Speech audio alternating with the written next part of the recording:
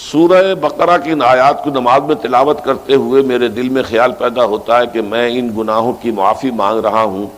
جو بھول کر یا چوک کر ہو گئے،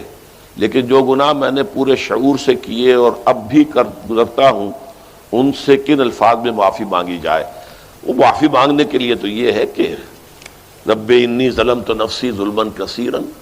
جیسے حضرت آدم سے خطا ہوئی تھی اور حضرت حوا اور آدم نے دعا مانگی تھی ربنا ظلمنا انفسنا وان لم تغفر لنا وترحمنا لنکونن من الخاسرین، وہ دعائیں بھی قرآن مجید میں موجود ہیں۔ یا جیسے کہ حضرت یونس علیہ السلام سے غلطی ہو گئی تھی، اللہ کی اجازت کے بغیر وہ اپنی قوم کو چھوڑ کر چلے گئے، تو انہوں نے جو تسبیح کی ہے، جو ہمارے ہاں جس کی تسبیح بھی کی جاتی ہے اور اس کا آیت کریمہ کا جو ہے ورد کیا جاتا ہے، کہ وہ بھی اصل میں قلب کی گہرائیوں اور شعور کے ساتھ جو اگر ادا کی جائے تو بہت لا الہ الا انت سبحانک انی کنت من الظالمین، تو یہ جو ہے استغفر اللہ ربی من کل ذنب واتوب الیہ، یہ بھی ہے۔ تو مختلف ہے اس کے لیے کہ جو قرآن مجید میں بھی آئی ہے اور احادیث میں بھی ہے۔ البتہ توبہ کے بارے میں چونکہ ذکر آج ہوا ہے اور آپ نے سوال بھی کیا ہے، تو یہ بات واضح ہو جانی چاہیے، توبہ کی 3 شرطیں ہیں صحیح توبہ ہونے کی، اور یہ 3 شرطیں ہیں حقوق اللہ میں جو گناہ ہوا ہے اس کے ضمن میں۔ حقوق العباد میں ہوا ہے تو 4تھی شرط اور ہے۔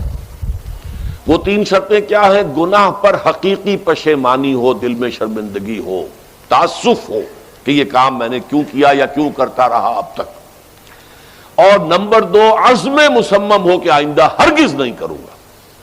اور نمبر 3 اس کو چھوڑ دے بالفعل، وہ عزم مصمم پر عمل شروع ہو جائے۔ اگرچہ یہ ہو سکتا ہے کہ پھر غلطی ہو جائے، پھر ذہول ہو جائے، پھر نسیان ہو جائے، کوئی پرواہ نہیں، اس وقت جب کہ وہ توبہ کر رہا ہے نمبر 1 پشیمانی ہو حقیقی، نمبر 2 عزم مصمم ہو کہ دوبارہ ارتکاب نہیں کروں گا، نمبر 3 بالفعل اس کام کو چھوڑ دے۔ 3 کام اگر ہوں گے تب جا کر حقوق اللہ کے ضمن میں وہ توبہ صحیح ہوگی۔ فَإِنَّهُ يَتُوبُ إِلَى اللَّهِ مَتَابًا، توبہ جیسے کی جاتی ہے اس کی یہ تقاضے ہیں۔ اگر تلافی کر سکتے تلافی کیجئے، کسی کا مال ہڑپ کر لیا تھا واپس کر دیجئے، اس کے بغیر معافی نہیں ہوگی۔ اگر وہ فوت ہو چکا ہے واپسی ممکن بھی نہیں ہے تو ٹھیک ہے، اللہ تعالیٰ کے ہاں جو ہے وہ اس کا آپ کی نیکیاں اس کے حوالے کر دی جائیں گی۔ یا یہ کہ اگر زندہ ہے آپ اب نہیں بھی دے سکتے اس کا مال، یا آپ نے جا کے کہا بھائی میں نے آپ پر تہمت لگائی تھی، میں آج معافی چاہتا ہوں، خدا کے لیے مجھے معاف کر دیں۔ اور یہاں تک آتا ہے بعض صحابہ کا طرز عمل کہ ایک صاحب اپنے اسی طریقے سے ساتھی سے معافی مانگ رہے تھے، انہوں نے کوئی سرسری طور پہ اچھا جی ٹھیک ہے میں نے معاف کیا، لیکن انہوں نے محسوس کیا کہ یہ دل سے معاف نہیں کر رہے، وہ زمین پر لیٹ گئے اور اپنا گال ایک جو ہے زمین پر ٹکا کر دوسرے کا، اس پر میرا اپنا پاؤں میرے دوسرے گال پر رکھو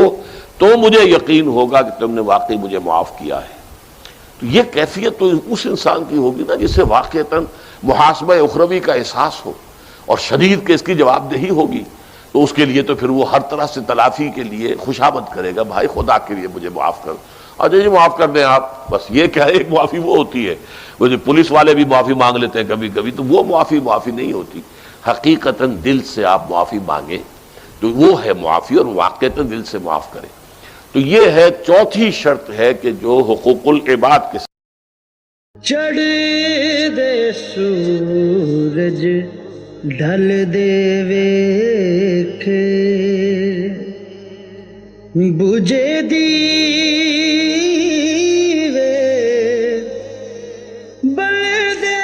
ویکھے چڑھ دے سورج ڈھل دے ویکھے